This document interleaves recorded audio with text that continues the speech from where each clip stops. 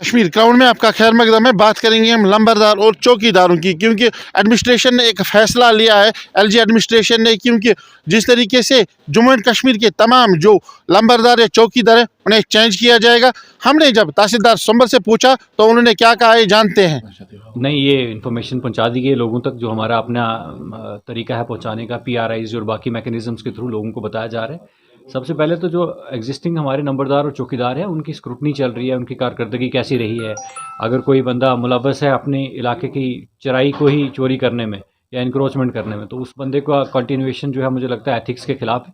इसी तरह की बाकी तरह की वेरिफिकेशन चल रही हैं। तो जो नंबरदार चौकीदार जो है अपनी काम और कारकर्दगी के हिसाब से खरे नहीं उतरेंगे, उनकी रिप्लेसमेंट ढूंढी जा रही है। तो बाकी PRIs और बाकी लोग जो इलाके के लोग हैं जिनके थ्रू रूटीन में हम इंफॉर्मेशन पहुंचाते हैं वो पहुंचाई जा रही है। एक एक पोस्ट के अगेंस्ट 10-10 लोग और इनफैक्ट मोर देन दैट की स्क्रूटनी होके फॉरवर्ड किया गया है वेरिफिकेशंस के लिए। तो ये कहना गलत होगा कि लोगों को पता नहीं है।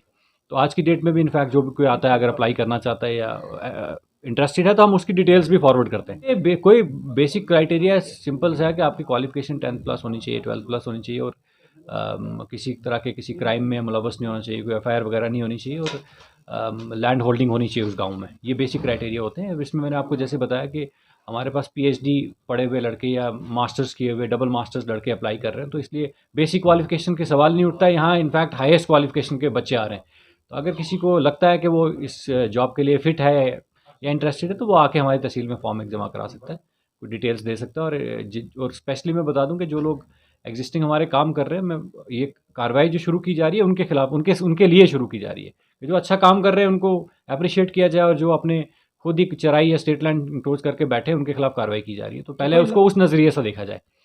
ऐसे लास्ट डेट कुछ नहीं है। अभी मैंने आपको जैसे जिक्र किया कि अभी हम कार्रवाई कर रहे हैं उन लोगों के खिलाफ, अपने नंबरदार चौकीदारों के खिलाफ जिन लोगों ने स्टेट लैंड या चराई की इंक्रोचमेंट की है या बाकी किसी क्रिमिनल एक्टिविटी में मुलव्वस हैं।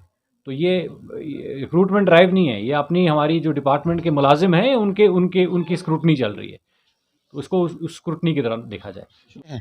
जब हमने तहसीलदार संभल से पूछा तो उन्होंने यही कहा है कि मैट्रिक जो है, कम से कम मैट्रिक जो है क्वालिफिकेशन होनी चाहिए और ज़्यादा से ज़्यादा जितनी भी क्वालिफिकेशन होगी उनको तस्लीम किया जाएगा। और जिनके पास स्टेट लैंड या घास चराई नहीं होगी उन्हीं को मुंतखब किया जाएगा। जो उसके लायक हो या उसके काबिल हो उन्हीं को मुंतखब किया जाएगा। उनसे मैंने एक सवाल ये भी पूछा है कि इसकी जो सबमिशन है किस तरीके से की जाएगी। उन्होंने यही कहा है कि तमाम जो तहसीलदार साहिबान हैं उनके ऑफिस में एक सिंपल सी एप्लीकेशन देकर उनको फ़िलहाल जिस तरीके से एक कमेटी बिठाई जाएगी, उस कमेटी में PRI से लेके आम लोग भी शामिल होंगे और तहसीलदार साहब भी उसमें शामिल होंगे और उनको अपॉइंट किया जाएगा। आप बने रहे कश्मीर क्राउड के साथ। मुझे दीजिए इजाज़त। खुदा हाफिज़।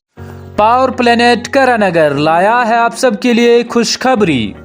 अगर आप भी बिजली की आग मचोली से परेशान हैं तो इसका हल है पावर प्लेनेट के पास। इसका हल है माइक्रोटेक इन्वर्टर और जापान टेक्नोलॉजी की जानदार और शानदार ओकाया बैटरी।